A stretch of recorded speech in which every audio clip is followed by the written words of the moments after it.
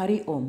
योगदास जयगणेश जोशी यांनी प्रवचनांमधून सांगितलेले कथामृत क्रमांक 236 सर्वामुखी मंगल.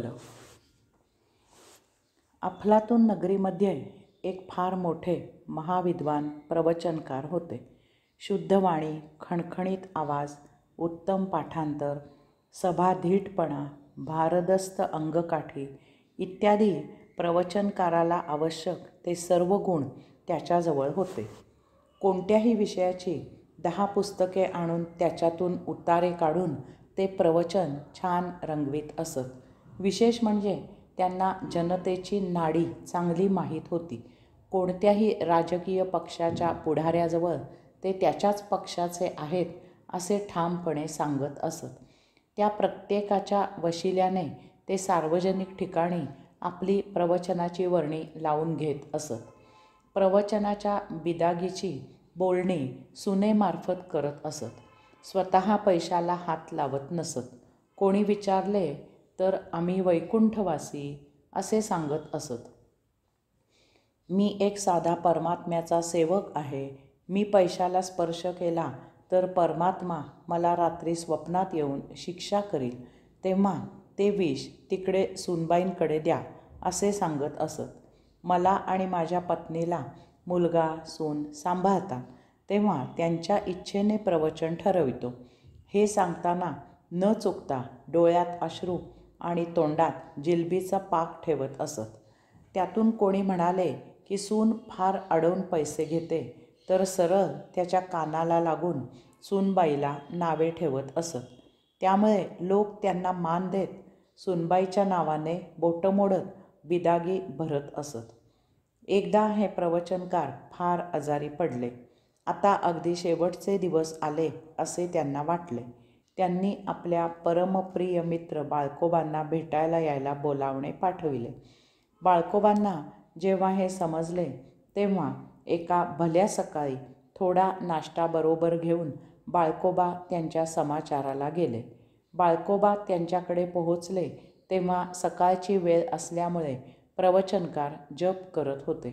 जप करत आहेत असे दिसताच बाळकोबा एका बाजूला आवाज न करता त्यांचा जप ऐकत बसले. परंतु क्षणभरातच बाळकोबा चमकले.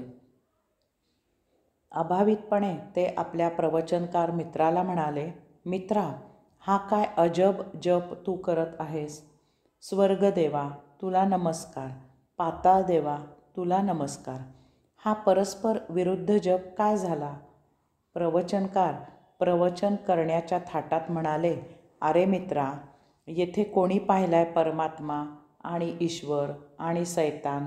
हे पहा, एक गोष्ट पक्की आहे की मी एकतर स्वर्गात जाईन किंवा नरकात तरी जाईन, तेव्हा दोघांनाही नमस्कार केलेला बरा.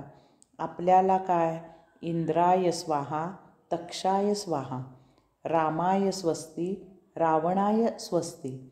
ज्याच्याकडे जाईन तेथे त्यांना खुश करणे हेच योग्य. कथामृत 237 सोपस्कार. अफलातून नगरीच्या बाळूचा मला निरोप आला की त्याच्याकडे काही कुळाचार म्हणून धार्मिक कार्यक्रम आहे, तेव्हा मी त्या दिवशी मदतीला यावे.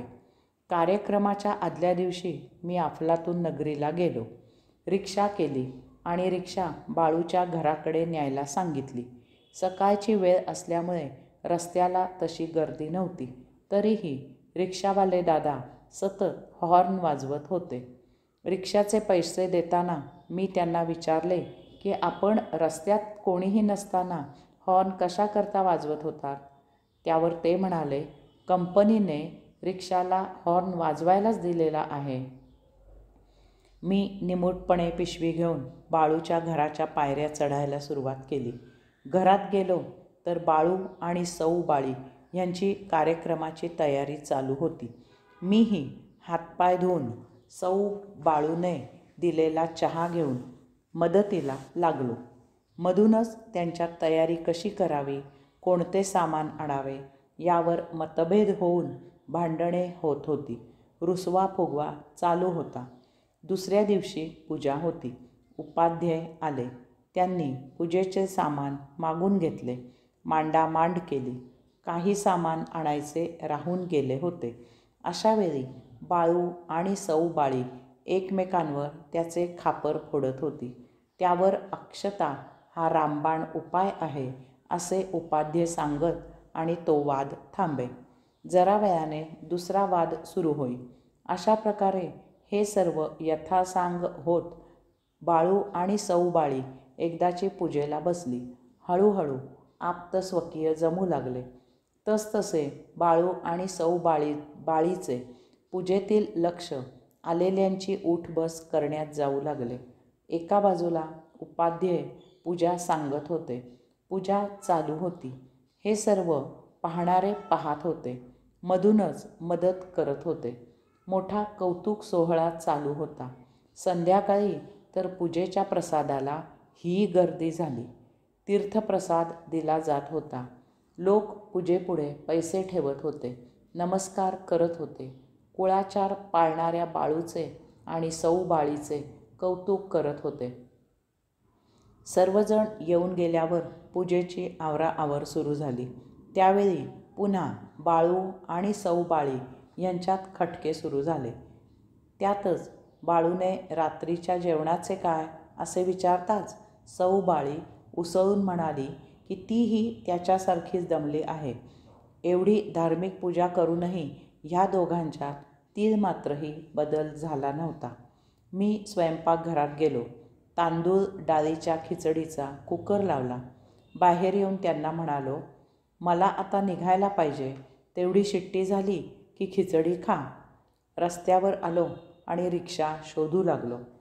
माझ्या मनात आले की केवळ कंपनीने हॉर्न दिला आहे म्हणून तो वाजवणारे रिक्षेवाले दादा आणि केवळ कुळाचार म्हणून पूजा करणारा बाळू आणि सौ बाळी ह्यांच्या तत्वात फरक काय?